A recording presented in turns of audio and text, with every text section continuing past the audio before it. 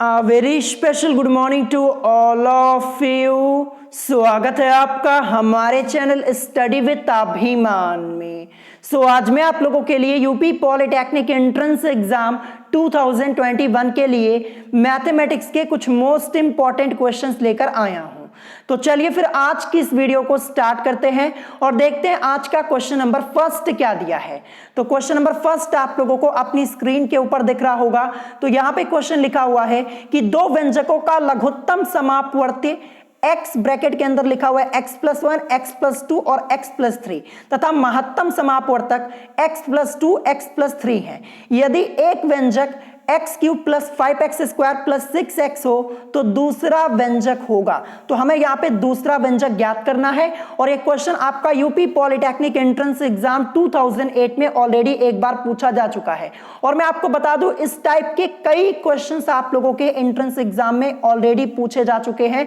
तो ये क्वेश्चन आपका मोस्ट इंपॉर्टेंट है, ध्यान रखिएगा। तो चलिए हम इस क्वेश्चन को सॉल्व करना स्टार्ट करते हैं। तो सबसे पहले देखेंगे कि क्वेश्चन में हमें क्या क्या चीजें दी गई हैं। तो सबसे पहले हमें यहां पे दो व्यंजकों का लघुत्तम समापवर्त ये दिया हुआ है, फिर इसके बाद महत्तम समापवर्तक दिया है, फिर हमें यहां पे पहला व्यंजक भी दिया गया है, फिर इसके बाद हमें यहां पे दूसरा व्यंजक ज्ञात करना है। तो जो जो चीजें हमें दी गई हैं उसको हम सबसे पहले नीचे लिख देंगे।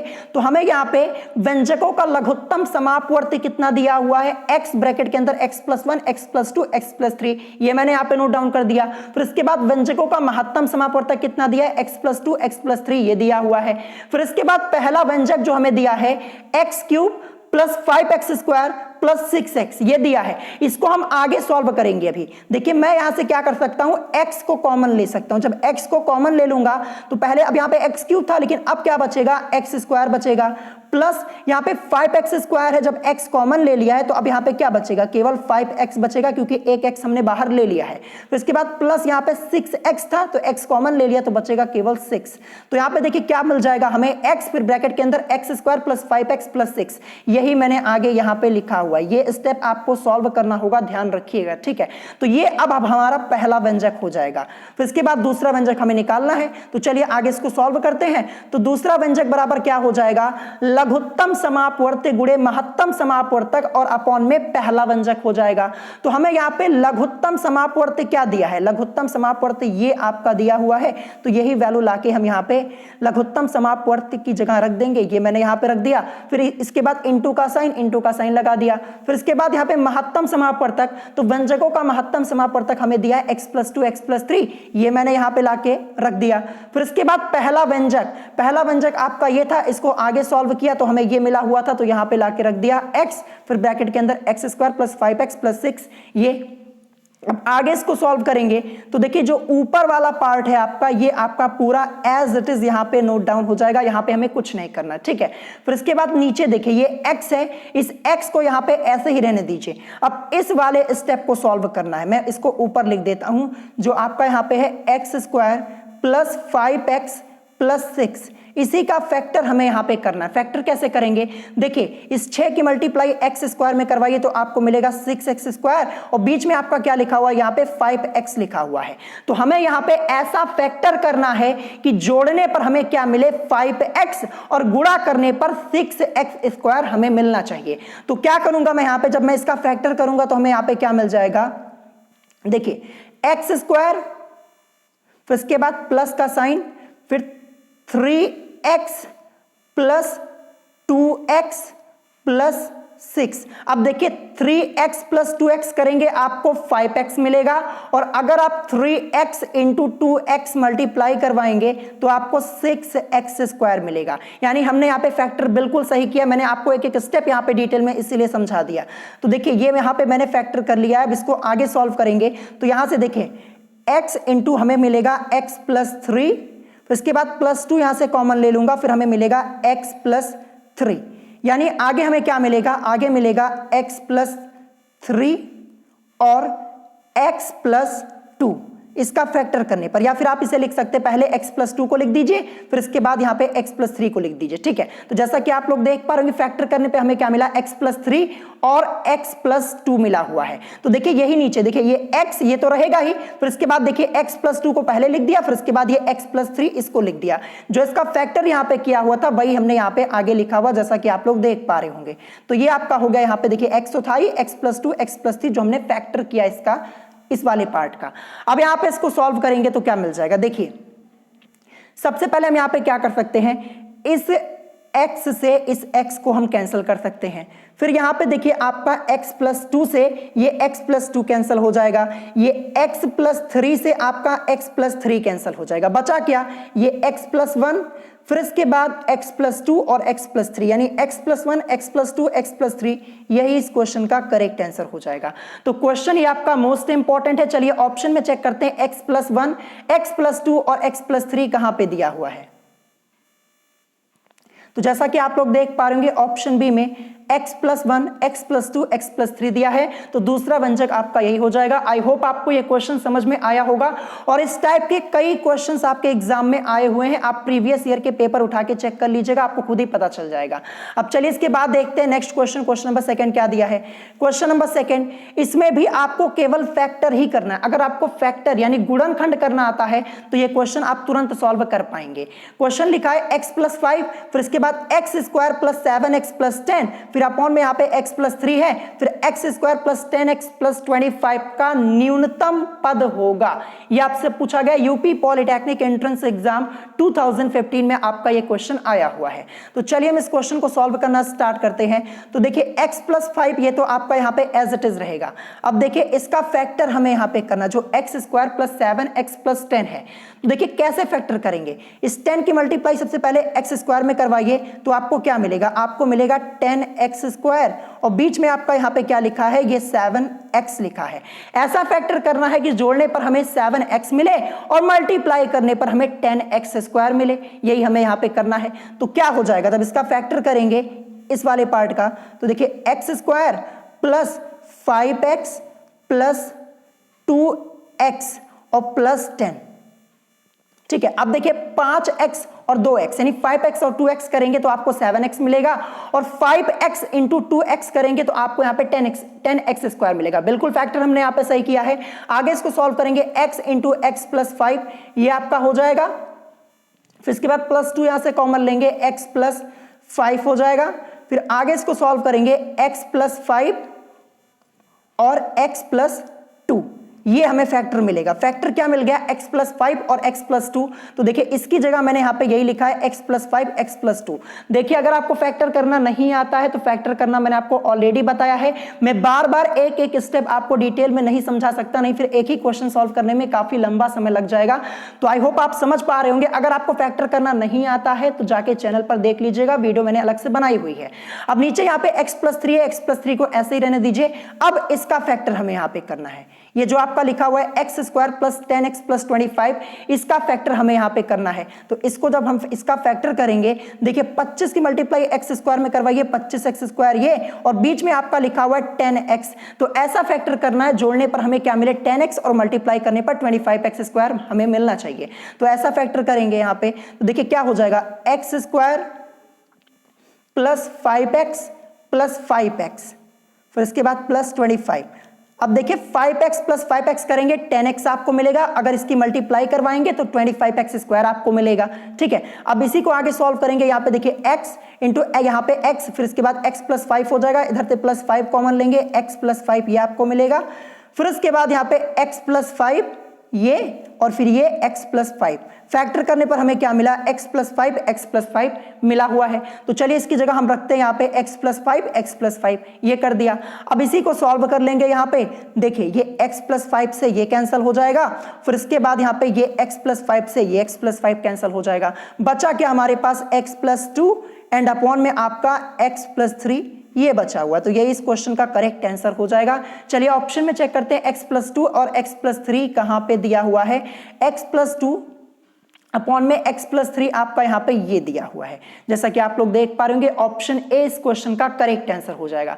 देखिए टोटली ये क्वेश्चन आपका फैक्टर पे बेस है, ध्यान रखिएगा। अगर आपको फैक्टर करना आता है तो इस क्वेश्चन को बड़े आसानी से आप सॉल्व कर पाएंगे और आपके एंट्रेंस एग्जाम में आया हुआ क्वेश्चन है, जैसा कि आप लोग देख पा रहे होंगे।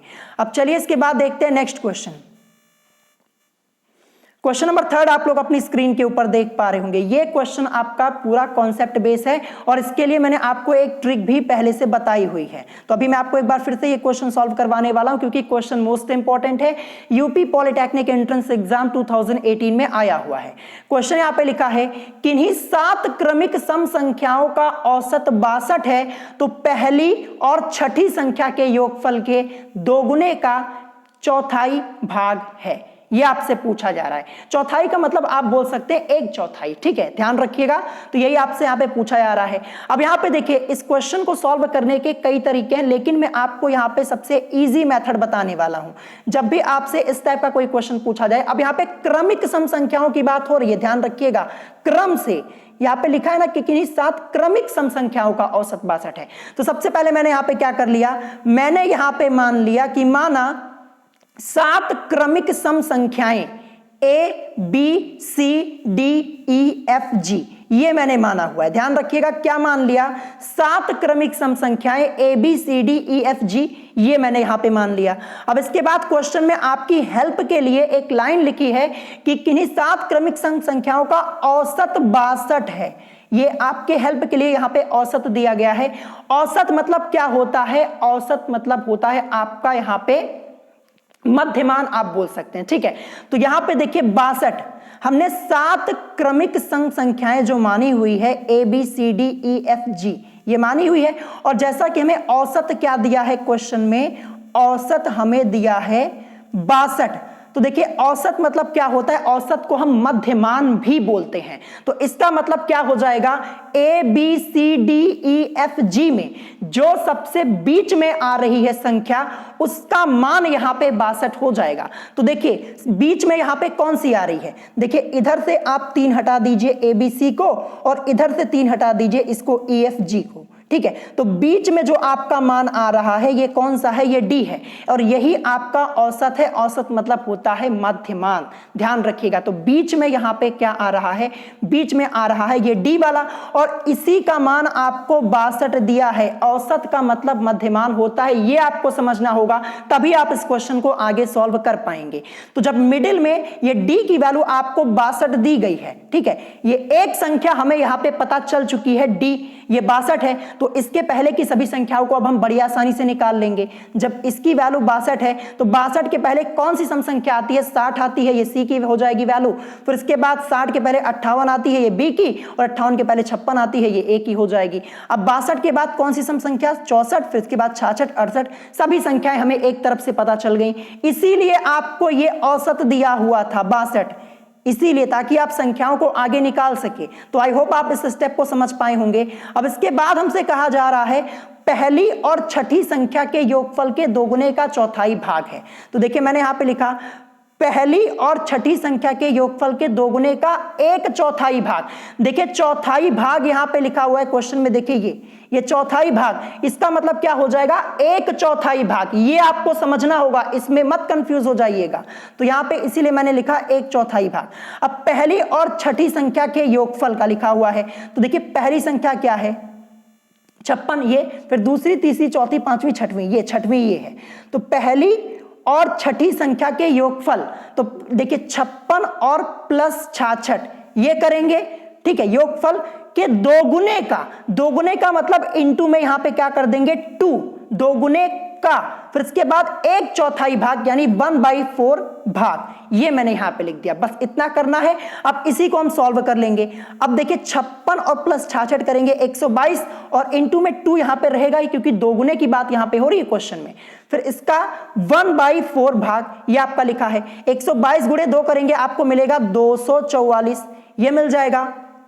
और फिर इसके बाद का मतलब यहाँ पे मल्टीप्लाई होता है, और फिर अपॉन में 1/4 भाग, ये हमें निकालना है। तो ये 4 1 जा 4 हो जाएगा, 4 6 जा 24, और ये 4 1 जा 4, यानी 61 की मल्टीप्लाई 1 में करवा दीजिए, आपको मिलेगा 61। और यही इस क्वेश्चन का करेक्ट आंसर हो जाएगा। सिंपल सा क्वेश्चन था, करेक्ट आंसर आपका होगा यहाँ पे 61। चलिए ऑप्शन में चेक करते हैं कहां पे दिया है, ऑप्शन में दिया है ऑप्शन सी में। देखिए क्वेश्चन आपका इजी है, इसीलिए आपको यहाँ पे औसत दिया होता है। अगर आपसे क्रमिक सम संख्याओं से रिलेटेड ऐसा कोई क्वेश्चन पूछा जाएगा तो चाहे जितनी क्रमिक सम संख्या यहाँ पे लिखी हो, 7 हो 5 हो 6 हो, उससे फर्क नहीं पड़ता, तुरंत आपको ABCD करके मान लेना है। और फिर जो औसत दिया होता है इसका मतलब मध्यमान होता है। आप यहाँ पे आके चेक करेंगे, यहाँ पे जो संख्याएं आपने मानी है कौन सी आपकी बीच में आ रही है, तो जो बीच में आ रही है, जो औसत आपका दिया होता है वही मान हो जाता है। फिर इसी के बेसिस पे हम सभी संख्याओं को ज्ञात कर लेते हैं और जो पूछा होता है उसका हम यहाँ पे सॉल्यूशन कर लेते हैं। तो आई होप आपको ये क्वेश्चन समझ में आया होगा। अब आते हैं नेक्स्ट क्वेश्चन पे, क्वेश्चन नंबर 4।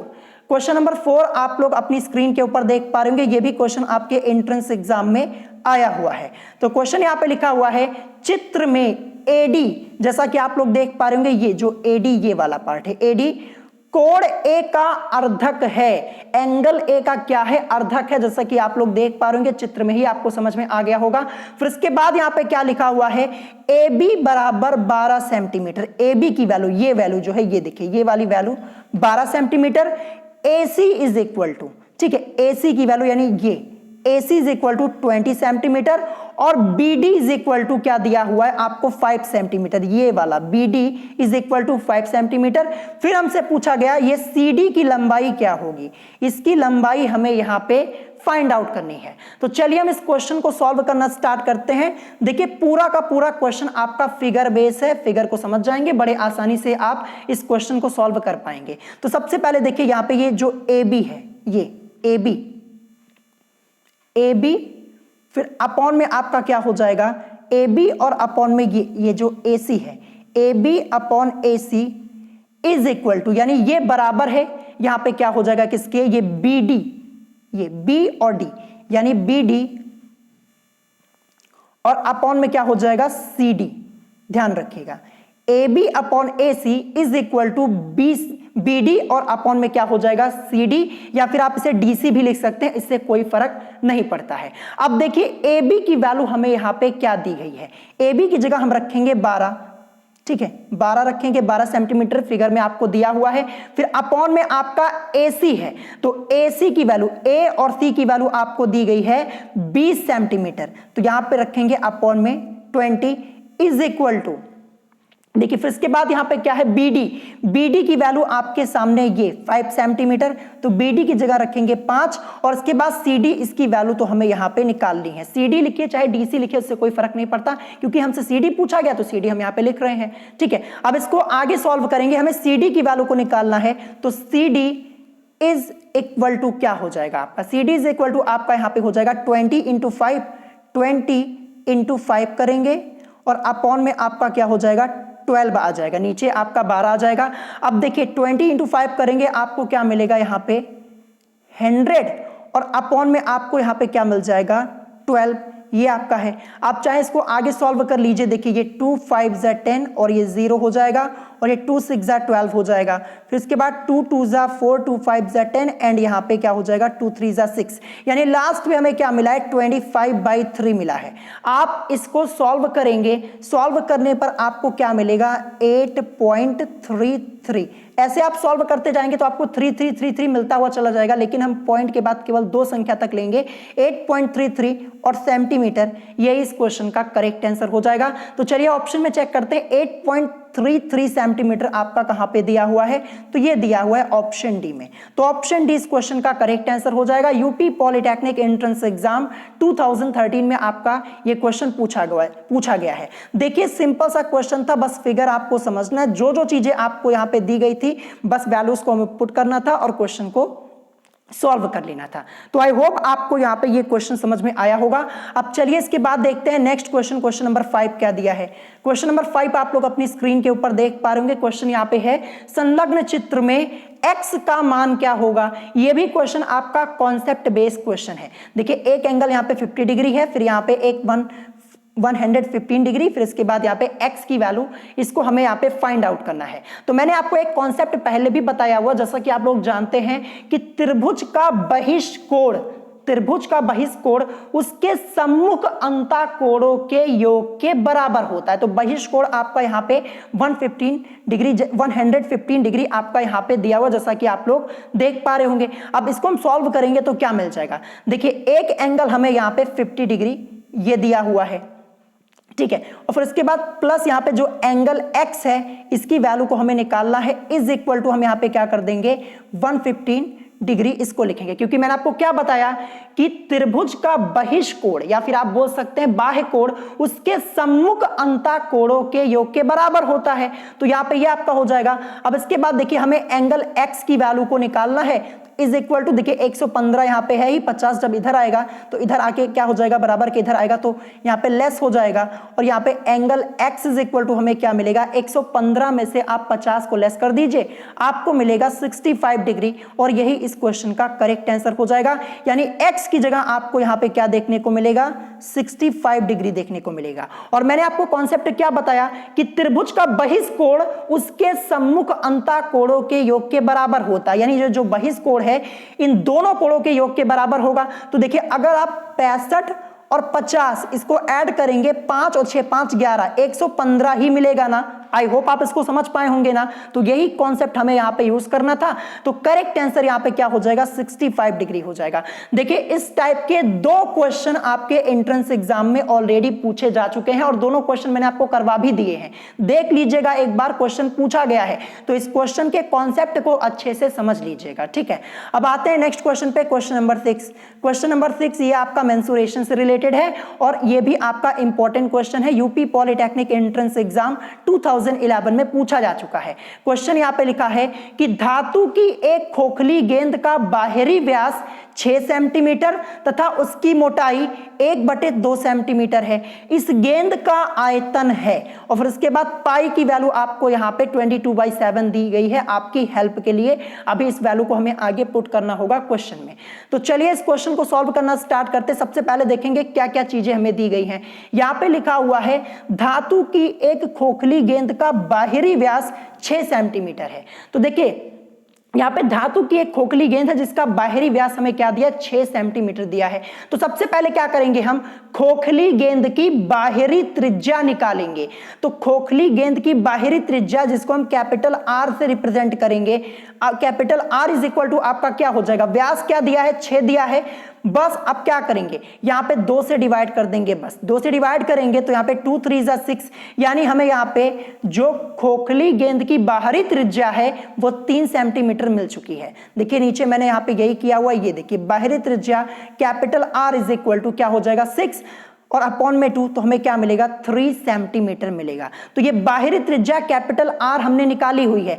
व्यास हमको यहाँ पे दिया हुआ था 6 सेंटीमीटर, व्यास दिया था, 2 से डिवाइड कर देते हैं तो हमें क्या मिल जाती है, यहाँ पे त्रिज्या मिल जाती है। तो खोखली गेंद की बाहरी त्रिज्या हमें क्या मिल गई है, ये मिल गई हमें 3 सेंटीमीटर, ठीक है। फिर इसके बाद यहाँ पे क्या लिखा, तथा उसकी मोटाई 1/2 सेंटीमीटर है, इस गेंद का आयतन है। अब देखिए हमने यहाँ पे बाहरी त्रिज्या निकाली हुई है, अभी हमें खोखली गेंद की आंतरिक त्रिज्या जिसको हम स्मॉल r से रिप्रेजेंट करेंगे उसको भी निकालना होगा। जब तक हम यहाँ पे आंतरिक त्रिज्या को नहीं निकालेंगे तब तक हमारा ये क्वेश्चन सॉल्व नहीं होगा। तो आंतरिक त्रिज्या small r is equal to, इसको कैसे निकालेंगे तो मैं आपको ऊपर लेके आता हूं। देखिए small r is equal to, देखिए खोखली गेंद की बाहरी त्रिज्या हमने क्या निकाली, वो हमने निकाली 3 सेंटीमीटर, ठीक है। अब यहाँ पे देखिए, यहाँ पे लिखा है धातु की एक खोखली गेंद का बाहरी व्यास 6 सेंटीमीटर है और उसकी मोटाई क्या दी है 1/2 सेंटीमीटर। तो जो हमने यहाँ पे खोखली गेंद की बाहरी त्रिज्या निकाली है 3 सेंटीमीटर, इसी 3 में से, ठीक है, 3 में से क्या करेंगे, लेस कर देंगे 1/2 को, तब ये हमारी स्मॉल r की वैल्यू निकलेगी, यानी खोखली गेंद की आंतरिक त्रिज्या का मान तभी निकलेगा। देखिए ये 3 क्यों रखा है यहाँ पे, ये 3 है क्या, जो हमने निकाला हुआ था खोखली गेंद की बाहरी त्रिज्या कैपिटल R की वैल्यू हमें 3 सेंटीमीटर मिली थी। तो इसी 3 में से क्या करेंगे, इसी 3 में से जो मोटाई दी है 1/2 इसको घटा देंगे तो हमें यहाँ पे खोखली गेंद की आंतरिक त्रिज्या स्मॉल r की वैल्यू पता चल जाएगी। तो आप चाहे तो नीचे यहाँ पे 1 लिख के सॉल्व कर सकते हैं, चाहे डायरेक्ट कर लीजिए। तो मैं डायरेक्ट करूंगा, देखिए 3 2 जा 6, 6 में से 1 को लेस करेंगे और अपॉन में 2 तो रहेगा, यानी 5 अपॉन में 2 और सेंटीमीटर। ये हो जाएगी स्मॉल r की वैल्यू, यानी खोखली गेंद की आंतरिक त्रिज्या हमें 5/2 सेंटीमीटर मिली हुई है। ये मैंने यहां पे लिख दी। तो ऐसे आपका आया हुआ है।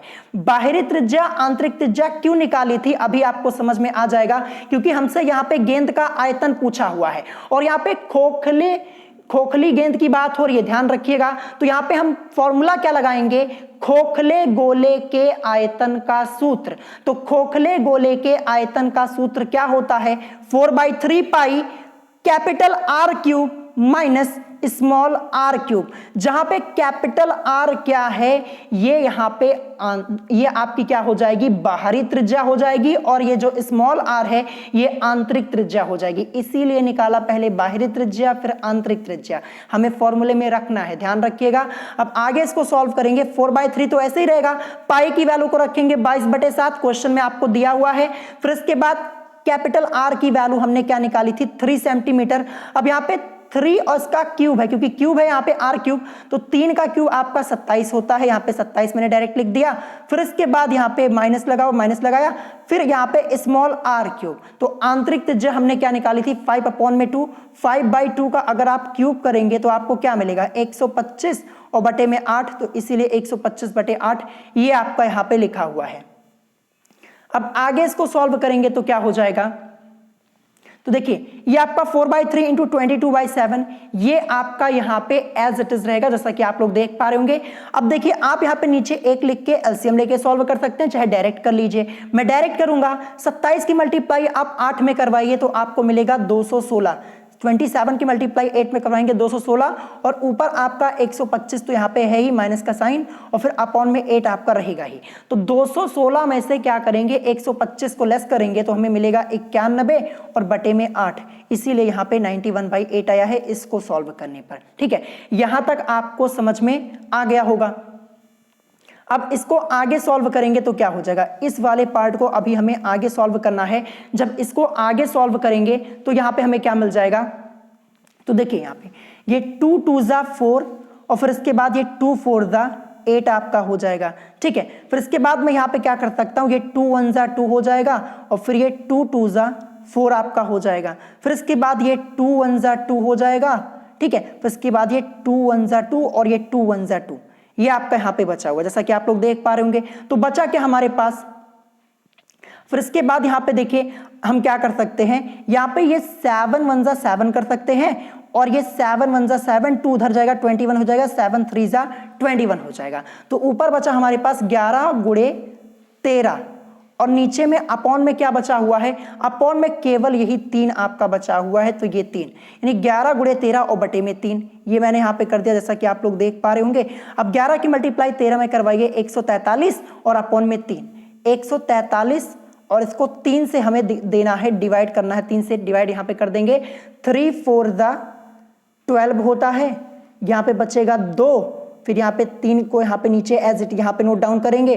3 7 जा 21, तो यहाँ पे क्या बचेगा, 23 में से 21 को घटाएंगे 2, यानी 47 सही 2/3, 47 होल 2/3, ये आपका बचेगा 47। देखिए यही तो लिखेंगे, ये 47 सही, फिर इसके बाद यहाँ पे 2/3, यही इस क्वेश्चन का करेक्ट आंसर हो जाएगा। तो आई होप आपको ये क्वेश्चन समझ में आ गया होगा।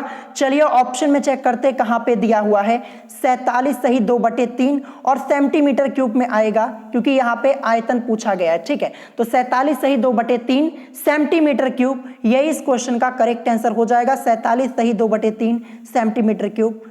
आई होप आपको ये क्वेश्चन समझ में आ गया होगा। एक एक स्टेप मैंने आपको समझाया है। देखिए सब कुछ आपको क्वेश्चन में दिया हुआ था। पहले खोखली गेंद का बाहरी व्यास आपको दिया था, इसी व्यास की मदद से आपको त्रिज्या निकालनी थी। सबसे पहले खोखली गेंद की बाहरी त्रिज्या, जिसको कैपिटल R से हम रिप्रेजेंट करते हैं, जब हमने निकाली तो देखिए 6 दिया था व्यास, 2 से डिवाइड किया, 3 सेंटीमीटर आपका आ गया। अब इसी की हेल्प से क्या करेंगे, खोखली गेंद की आंतरिक त्रिज्या को हम यहां पे निकाल लेंगे। ठीक है, आंतरिक त्रिज्या इसको हम स्मॉल आर से रिप्रेजेंट करते हैं, तो कैसे निकलेगी? देखिए जो हमने यहां पे बाहरी त्रिज्या निकाली थी 3, इसी में से जो मोटाई आपको यहां पे दी थी इसको लेस कर देंगे। लेस करने के बाद हमने यहां पे इसको सॉल्व किया, त्रिज्या हमें पता चल गई, फिर आगे हम क्वेश्चन को सॉल्व करते चले गए और हमें यहां पे आंसर मिला ये। तो आई होप आपको ये क्वेश्चन समझ में आया होगा। अब आते हैं नेक्स्ट क्वेश्चन पे। नेक्स्ट क्वेश्चन, क्वेश्चन नंबर 7 आपको अपनी स्क्रीन के ऊपर दिख रहा होगा। क्वेश्चन यहां पे है रेखाओं 3x + 4y - 9 = 0 एवं 3x + 4y + 10 = 0 के मध्य दूरी है। हमें यहां पे दूरी ज्ञात करनी है। देखिए यहां पे रेखाओं लिखा हुआ है, समांतर नहीं लिखा हुआ। समांतर आपको अपनी तरफ से समझना होगा, कहीं कहीं लिखा होता है, कहीं कहीं नहीं लिखा होता है, ध्यान रखिएगा। तो यहां पे समांतर रेखाओं की बात हो रही है। यूपी पॉलिटेक्निक एंट्रेंस एग्जाम 2013 में क्वेश्चन आया है। ये क्वेश्चन मैंने आपको पहले ही सॉल्व कराया है, स्ट्रेट लाइन वाला चैप्टर पढ़ा दिया है। 2021 की प्लेलिस्ट जाके चेक कीजिएगा, वहां पे आपको वीडियोस मिल जाएगी। और जितने क्वेश्चन करवाए हैं ना, उसी में से आपके एंट्रेंस एग्जाम में आएंगे। ध्यान रखिएगा, जितना सॉल्व करवा दिया है स्ट्रेट लाइन वाले चैप्टर में, पढ़ लीजिएगा अच्छे से, वहीं से क्वेश्चंस आएंगे। बस आपकी संख्याएं बदली रहेंगी, लेकिन क्वेश्चन आपके उसी टाइप के होंगे। तो अच्छे से पढ़ जरूर लीजिएगा। और ये भी क्वेश्चन मैंने आपको कराया हुआ है। तो हमें यहाँ पे रेखाओं, जो आपकी रेखाएं यहाँ पे दी हुई है, इनके बीच की दूरी को निकालना है। और यहाँ पे समांतर रेखाओं की बात हो रही है। तो देखिए एक बार मैं आपको फॉर्मूला यहाँ पे समझा देता हूं, दो समांतर रेखाओं के बीच की दूरी का सूत्र क्या होता है। तो देखिए यहाँ पे दिया हुआ है, माना दी गई दो समांतर रेखाएं निम्न है, ax + by + c1 = 0 और ax + by + c2 = 0। ये आपका दिया हुआ है। तो रेखाओं 1 और 2 के बीच की दूरी क्या हो जाएगी? c1 - c2 और अपॉन में फॉर्मूला आपका हो जाएगा यहाँ पे √a² और प्लस b²। इसी फॉर्मूले का यूज करके अभी हम इस क्वेश्चन को सॉल्व करने वाले हैं। देखिए आपको ये समझना है, अभी मैं आपको समझाता हूं। देखिए सबसे पहले दी गई रेखाएं जो आपकी हैं, ये मैंने यहाँ पे नोट डाउन कर दी। 3x + 4y - 9 = 0 ये पहली है, और 3x + 4y + 10 = 0 ये दूसरी है। ठीक है, अब देखिए हम यहाँ पे कंपेयर कराएंगे। कंपेयर कराने के बाद हम यहाँ पे a की वैल्यू को, b की वैल्यू को, c1 और c2 की वैल्यू को हम यहाँ पे सबसे पहले डिसाइड करेंगे, तब हमारा ये क्वेश्चन सॉल्व होगा। मैं आपको बता दूं, देखिए दोनों जो रेखाएं आपकी होती, यहाँ पे a और b की वैल्यू आपकी सेम होनी चाहिए। ध्यान रखिएगा, a और b की वैल्यू आपको सेम मिलनी चाहिए। अगर सेम नहीं मिलती है तो हम उसको सेम बनाते हैं, एक जैसा बनाते हैं। इस टाइप के कई क्वेश्चन कराए हैं, आज ही जाके पढ़ लीजिएगा, स्ट्रेट लाइन वाला चैप्टर आपको समझ में आ जाएगा। तो यहां पे मैं आपको बता देता हूं, देखिए यहां पे पहली रेखा आपकी ये है, जैसा कि आप लोग देख पा रहे हैं, ये पहली, ये दूसरी रेखा है। तो देखिए सबसे पहले a की वैल्यू को डिसाइड करेंगे। पहली रेखा में देखिए ये 3x यहां भी है, 3x यहां भी है, यानी a की वैल्यू आपकी क्या हो जाएगी? यहां पे 3 को लेंगे, ध्यान रखिएगा। फिर इसके बाद b की वैल्यू देखिए, पहली रेखा में b की जगह यहाँ पे 4y, दूसरे में भी 4y है। सेम है कि नहीं है? सेम है ना। तो एक ही बार हमें लेना है, तो b = हम क्या करेंगे? b = हम यहाँ पे लेंगे 4 को। फिर इसके बाद देखिए c1 c2 की वैल्यू, देखिए ये c1 की वैल्यू यहाँ पे, ये c1 की वैल्यू पहली रेखा में देखिए यहाँ पे -9 है ये, और फिर दूसरी में देखिए c2 की वैल्यू यहाँ पे ये +10 है, तो c2 = 10 हम यहाँ पे लेंगे। ठीक है, बस आपको ये ध्यान रखना है, जो a और b की वैल्यू लेते हैं वो सेम होनी चाहिए। यहाँ पे जो रेखाएं आपकी होती हैं, अगर ये वैल्यू सेम नहीं है तो इसको हम सेम बनाते हैं। ध्यान रखिएगा, कई क्वेश्चन इस टाइप का मैंने आपको कराया है, चैनल पे जाके देख लीजिएगा, एक एक क्वेश्चन मैंने आपको करवा दिया है। ठीक है, ध्यान रखिएगा। अब यहाँ पे देखिए वैल्यूज हमने डिसाइड कर ली है, वैल्यूज मैंने यहाँ पे नीचे लिख दी, जैसा कि आप लोग देख पा रहे होंगे। ठीक है, अब क्या करेंगे हम यहाँ पे, अब दोनों रेखाओं के बीच की दूरी को निकाल लेंगे। फॉर्मूला होता है c1 - c2 अपॉन में √a² + b²। अभी ऊपर ही मैंने आपको ये फॉर्मूला बताया हुआ है। देखिए यहां पे देख लीजिए, ये पहली रेखा में ax + by, फिर दूसरे में भी ax + by, दोनों सेम है कि नहीं? बस c1 c2 डिफरेंट होता है, और ये दोनों वैल्यूज आपकी सेम होनी चाहिए, जैसा कि अभी मैंने आपको समझाया हुआ है। देखिए c1 - c2 और अपॉन में √a² + b²। अब यहां पे देखिए c1 की वैल्यू आपकी क्या है? c1 की वैल्यू -9, c1 की जगह क्या रखेंगे? -9 ये रख दिया। c2 की वैल्यू क्या है? c2 की वैल्यू 10 है, ये यहाँ पे लाके रख दिया, और फॉर्मूले में आपका माइनस तो यहाँ पे होता ही है। फिर अपॉन में √a² + b²। a की जगह यहाँ पे देखिए ये a² है, तो यहाँ पे क्या हो जाएगा? 3 का स्क्वायर, ये आपका हो जाएगा। फिर यहाँ पे b की जगह क्या रखेंगे? b², b की जगह आपका 4, यानी 4 का ये स्क्वायर, और अंडर रूट तो आपका लगा ही रहेगा। जब इसको आप सॉल्व करेंगे तो क्या मिलेगा? 9, और प्लस 4 का यहाँ करेंगे 16 हो जाएगा, 4 का स्क्वायर 16, ठीक है। तो ये अंडर रूट तो आपका लगा ही रहेगा, ये देखिए यहाँ पे, इसीलिए मैंने यहाँ पे ये 9 + 16 और ये अंडर रूट तो आपका लगा ही रहेगा। अब इसी को सॉल्व करेंगे, -9 और -10, माइनस माइनस मिलके प्लस हो जाएगा और क्या आएगा, -19 आएगा।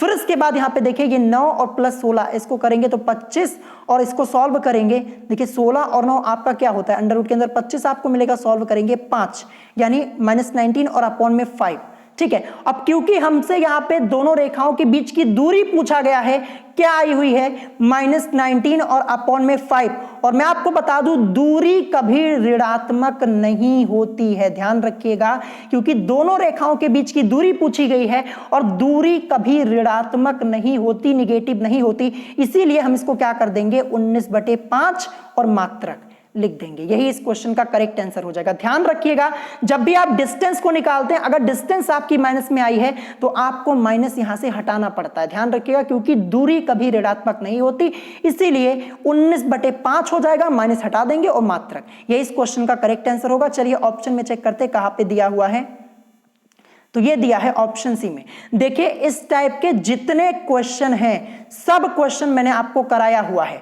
चैनल पर जाइएगा 2021 की प्लेलिस्ट चेक कीजिएगा, स्ट्रेट लाइन वाले चैप्टर में जाइएगा, सरल रेखा वाले में जितना क्वेश्चन करवा दिया है ना उसी में से आपको देखने को मिलेगा। और इस चैप्टर से आपके एंट्रेंस एग्जाम में 2 क्वेश्चन, मिनिमम 2 क्वेश्चन तो आते ही आते हैं और कभी कभी 4 क्वेश्चन भी आपसे पूछ लिए जाते हैं। लास्ट ईयर मैंने जितना कराया हुआ था उसी में से आपके एंट्रेंस एग्जाम में आया हुआ था इस चैप्टर का, आप चाहे तो चेक भी कर सकते हैं। अब चलिए इसके बाद देखते हैं next question, question number 8। Question number 8 आपको अपनी स्क्रीन के ऊपर दिख रहा होगा, यह भी आपके एंट्रेंस एग्जाम में आया हुआ क्वेश्चन है। क्वेश्चन लिखा है यदि sin x = 1 हो तो tan 2x/3 का मान होगा। देखिए क्वेश्चन तो आपका इजी है लेकिन फिर भी स्टूडेंट्स कंफ्यूज हो जाते हैं। देखिए ट्राइग्नोमेट्री से रिलेटेड मैंने आपको जितने इंपॉर्टेंट क्वेश्चन है सभी करवा दिए हैं, बस आपको अपना रिवीजन करना है। मैं आपको बता दूं लास्ट ईयर करीब ट्राइग्नोमेट्री के आपके 5 से 6 क्वेश्चंस आए हुए थे और मैक्सिमम वही क्वेश्चंस आए थे, 5 क्वेश्चन वही आए थे जो मैंने करवाया हुआ था, उसी टाइप का आया हुआ था, ठीक है, ध्यान रखिएगा। तो जो पढ़ाया हुआ है उसका रिवीजन जरूर कर लीजिएगा। अब देखिए क्वेश्चन में हमें सबसे पहले क्या दिया है, इस लाइन पे फोकस कीजिए, क्या लिखा है, sin x = 1 दिया है।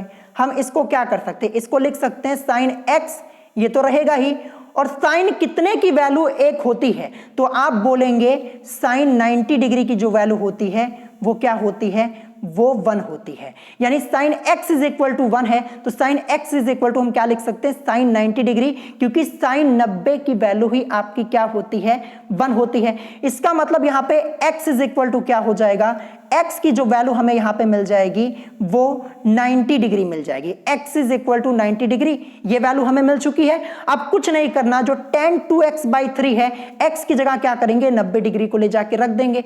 तो क्या है, मैं यहां पे साइड में लिखता हूं tan 2x/3, इसी की वैल्यू को निकालना है तो tan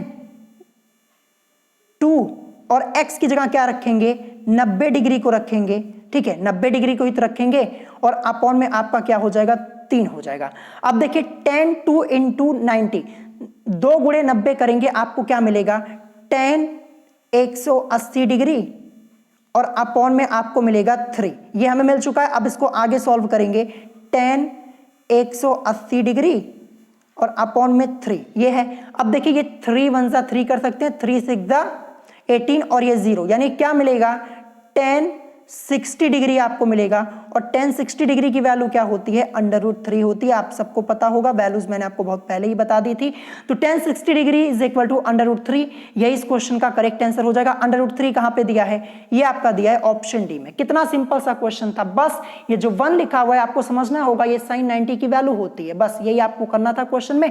फिर हमें x की वैल्यू यहाँ पे मिल गई, फिर हमने वैल्यू को पुट कर दिया, क्वेश्चन हमारा सॉल्व हो गया। अब आते हैं नेक्स्ट क्वेश्चन पे, क्वेश्चन नंबर 9। क्वेश्चन नंबर 9 ये भी आपका मोस्ट इंपॉर्टेंट है, यूपी पॉलिटेक्निक एंट्रेंस एग्जाम 2014 में आया हुआ क्वेश्चन है। लिखा हुआ है tan π/4 + थीटा tan 3π/4 + थीटा का मान होगा। 4 ऑप्शंस आप लोगों की स्क्रीन के ऊपर आपको दिख रहे होंगे। तो चलिए इस क्वेश्चन को सॉल्व करना स्टार्ट करते हैं।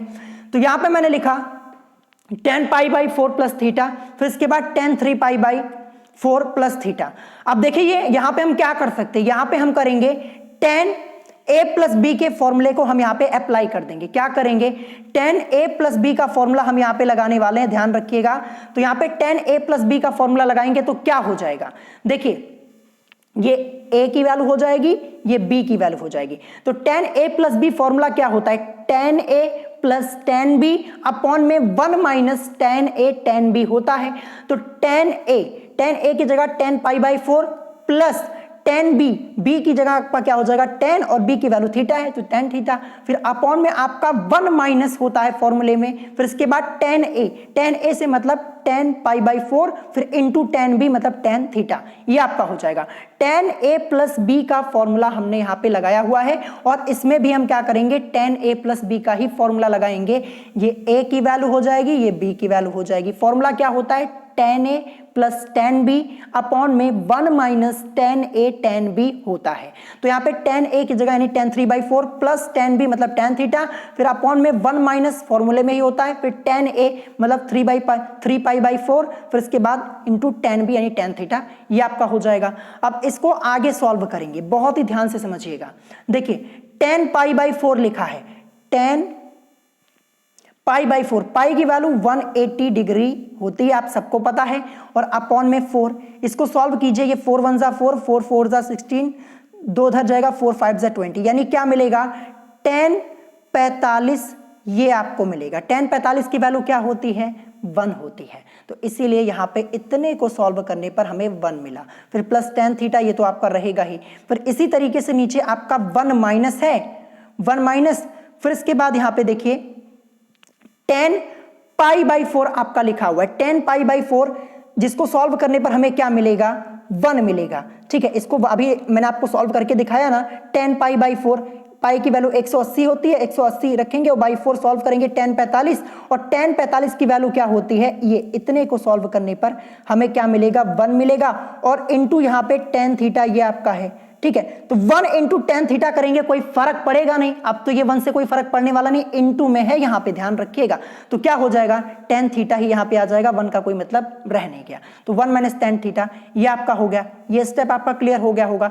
अब इसी तरीके से इसमें करेंगे, tan 3 पाई/4 है, तो देखिए tan तो आपका यहाँ पे रहेगा ही, ठीक है, इसके बाद 3 पाई की जगह रखेंगे 180 डिग्री इसकी वैल्यू, और अपॉन में 4 होता है, ये 4 1 जा 4, 4 4 जा 16, 2 उधर जाएगा, 4 5 जा 20। अब यहाँ पे देखिए 3 इंटू यहाँ पे 10, फिर इसके बाद 3 है इंटू 45, ये आपका बचा हुआ है, तो मैं नीचे यहाँ पे लिखता हूँ 3 इंटू 45, ये आपका यहाँ पे बचा हुआ है। अब इसकी मल्टीप्लाई करवाएंगे, 45 गुणे 3 करेंगे तो 5 3 15 के 5 और 4 3 12 1 13, यानी tan 135 ये आपको मिलेगा। तो tan 135 की वैल्यू क्या होती है, tan 135 की जो वैल्यू होती है वो -1 होती है। वैल्यूज मैंने आपको निकालना ऑलरेडी बताया हुआ है, tan 135 की वैल्यू कैसे निकलती है, पूरा क्वाड्रेंट रूल चतुर्थांश का नियम मैंने आपको पढ़ाया हुआ है, पढ़ लीजिएगा अगर नहीं पढ़ा हुआ है तो। ठीक है, तो tan 135 डिग्री मिलेगा इसको सॉल्व करने पर, जिसकी वैल्यू क्या होती है, -1 होती है, तो इसीलिए मैंने यहाँ पे ये -1 रखा। फिर इसके बाद प्लस tan थीटा तो आपका रहेगा ही, फिर इसके बाद 1 आपका ये है, 1 ये लिखेंगे, फिर इसके बाद यहाँ पे माइनस है tan 3 पाई/4, अभी ऊपर ही सॉल्व किया, इसको सॉल्व करने पर आपको मिलेगा tan 135 डिग्री, ये आपको मिलेगा, और tan 135 डिग्री का मान -1 होता है। ठीक है, ये -1, और यहाँ पे देखिए ये 1 तो है ही पहले ही, और फिर यहाँ पे ये माइनस लगा हुआ है, और फिर tan 135 का मान -1 मिलता है, तो ये माइनस और ये माइनस मिलकर यहाँ पे प्लस हो जाएगा, यानी 1 प्लस, और फिर इसके बाद इसका मान तो यहाँ पे एक ही होता है, इससे कोई फर्क पड़ने वाला है नहीं। ठीक है, कोई फर्क पड़ने वाला है नहीं, जैसा कि आप लोग जानते हैं। तो यहाँ पे 1 लिखेंगे इंटू, फिर यहाँ पे tan थीटा है, tan थीटा, तो आपको क्या मिल जाएगा, 1 प्लस tan थीटा ही आपको मिल जाएगा, 1 से कोई फर्क पड़ेगा है नहीं यहाँ पे, तो यहाँ पे क्या हो गया 1 + tan थीटा, ऐसे आपका यहाँ पे 1 + tan थीटा ये आपका आया हुआ है। तो आई होप आपको ये समझ में आया होगा। अब इसके बाद हम क्या करेंगे, बहुत ही ध्यान से समझिएगा।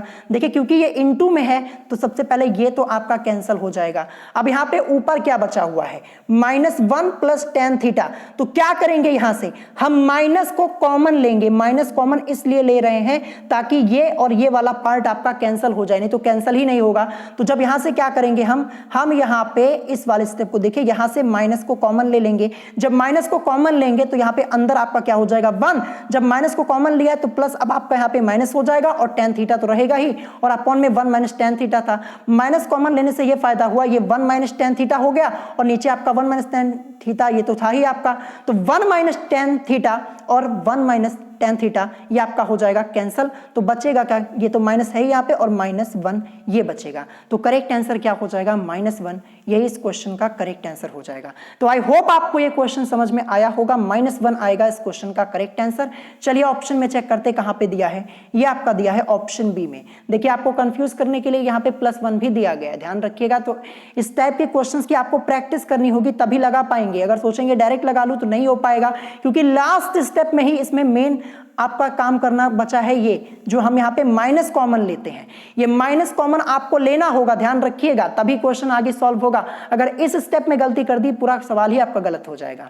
अब आते हैं आज के लास्ट क्वेश्चन पे, क्वेश्चन नंबर 10। ये भी आपके एंट्रेंस एग्जाम में आया है। क्या लिखा है, x³ - 9x और x² - 2x - 3 का लघुत्तम समापवर्त्य है। यानी हमें यहाँ पे कुल मिला के एलसीएम यहाँ पे निकालना है। तो देखिए सबसे पहले हम इसका फैक्टर करना होगा तभी एलसीएम निकलेगा। तो देखिए सबसे पहले मैंने यहाँ पे क्या लिखा, x² - 9x व x² - 2x - 3 का एलसीएम। तो सबसे पहले क्या करेंगे, जो आपका x³ - 9x ये आपका लिखा हुआ है, इसका हम फैक्टर करेंगे। तो देखिए मैं यहाँ पे क्या कर सकता हूँ, सबसे पहले ये देखिए, यहाँ से मैं अगर एक x बाहर ले लूँ तो अंदर क्या बचेगा, जब एक x बाहर ले लिया तो अंदर बचेगा x² और -9x था, क्योंकि x बाहर ले लिया है तो यहाँ पे 9 ही बचेगा। तो यही तो मैंने यहाँ पे लिखा हुआ है। अब इसका फैक्टर कर लीजिए, x तो रहेगा ही और x² - 9 आपका है क्या मिलेगा, x + 3 और x - 3 मिल जाएगा, सिंपल। यहाँ पे फैक्टर इसका कंप्लीट हो गया।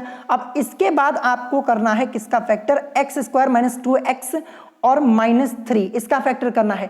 जब आप इसका फैक्टर करेंगे तो आपको क्या मिलेगा, x² - 3x + x - 3 ये आपको मिलेगा। देखिए फैक्टर करना मैंने आपको ऑलरेडी बताया है, एक ही स्टेप में बार बार आपको नहीं बता सकता, नहीं तो फिर वीडियो बहुत ही लंबी हो जाएगी, फिर आप लोग ये कहेंगे कि क्वेश्चन सॉल्व होने में ज्यादा समय लग रहा है। तो देखिए फैक्टर करना मैंने आपको बता दिया, जाके चैनल पे देख लीजिएगा, ठीक है। ये मैंने यहाँ पे कर दिया। अब इसके बाद क्या करेंगे, यहां से हम x को यहाँ पे कॉमन लेंगे, x - 3, फिर इधर से ये +1 कॉमन ले लेंगे, फिर x - 3 आपको ये मिल जाएगा। फिर इसके बाद देखिए x - 3 और इधर से ये x + 1 ये आपको मिल जाएगा यहाँ पे फैक्टर, ठीक है। यही आपको फैक्टर करने पर मिल जाएगा, x - 3 और x + 1 ये आपको फैक्टर मिल गया। तो फैक्टर हमने कर लिया है। अब हमें यहाँ पे क्या निकालना है, हमें यहाँ पे एलसीएम निकालना है। तो जब एलसीएम हमें निकालना होता है कुछ नहीं करेंगे, चेक कीजिए। देखिए यहाँ पे आपका सबसे पहले यहाँ पे क्या दिया है, ये हमें मिला था x + 3 ये आपको मिला हुआ था, तो इसको एक बार यहाँ पे लिखेंगे, ठीक है। फिर इसके बाद x - 3 आपका यहाँ पे 2 बार आया है, ये और ये, क्योंकि हम यहाँ पे एलसीएम को निकाल रहे हैं तो दोनों बार हम इसको नहीं लिखेंगे, एक ही बार लिखेंगे। यानी x - 3 को हम केवल एक बार लेंगे, x - 3 को हमने क्या किया, एक ही बार लिया, ठीक है, एक बार हम इसको नहीं लेंगे। फिर इसके बाद यहाँ पे एक और आपका बचा हुआ है x + 1, इसको हम यहाँ पे लिख देंगे, बस यही आपका क्या हो गया, एलसीएम हो गया। यानी क्या मिला हमें यहाँ पे, x + 3, x - 3 और x + 1, यही इस क्वेश्चन का करेक्ट आंसर हो जाएगा। तो चलिए ऑप्शन में चेक करते कहां पे दिया हुआ है। तो देखिए ये ऑप्शन डी इस क्वेश्चन का करेक्ट आंसर हो जाएगा। आई होप आपको ये क्वेश्चन समझ में आया होगा। और रही बात फैक्टर की, तो फैक्टर करना मैंने आपको ऑलरेडी बताया हुआ है, कई बार बताया है, जाके चैनल पर देख लीजिएगा। अगर नहीं देखेंगे तो फिर आपको ही नहीं समझ में आएगा। अब देखिए एक एक बात मैं आपको बार बार नहीं बता सकता कि अब यहाँ पे मैं सवाल करवाऊं तो फिर से आपको फैक्टर करना बताऊं, तो फिर सवाल सॉल्व करने में ही पूरा समय चला जाए, यहाँ पे ज्यादा समय लग जाएगा। तो आई होप आप इसको समझ पा रहे होंगे। तो फैक्टर वाली वीडियो आपको प्लेलिस्ट में जाके चेक कर लेनी है, वहां पे देख लीजिएगा। अगर आपको फैक्टर करना नहीं आता तो आपको आ जाएगा, ठीक है। तो यहाँ पे आज की इस वीडियो में टोटल मैंने आपको 10 क्वेश्चन सॉल्व कराए हैं। अगर कोई क्वेश्चन नहीं समझ में आया तो आप उससे कमेंट करके पूछ सकते हैं। और मैक्सिमम क्वेश्चंस आपके वही हैं जो आपके एंट्रेंस एग्जाम में आए हैं। 10 में से 9 क्वेश्चन तो ऐसे मैंने आपको कराए हैं, ये आपके एंट्रेंस एग्जाम में आए हुए हैं और यही सब आपके रिपीट होते हैं। कहीं पर संख्याएं बदल दी जाती है, नहीं तो संख्याएं भी नहीं बदली जाती हैं। तो इन सब की प्रैक्टिस आपको अच्छे से कर लेनी है। और अगर कोई क्वेश्चन आपको नहीं समझ में आया हो तो आप उसे कमेंट करके पूछ सकते हैं। वीडियो पसंद आई हो तो वीडियो को लाइक करना मत भूलिएगा और साथ ही साथ हमारे चैनल स्टडी विद अभिमान को सब्सक्राइब करना मत भूलिएगा। तो आज की वीडियो में इतना ही, मिलेंगे नेक्स्ट वीडियो में। Thanks for watching.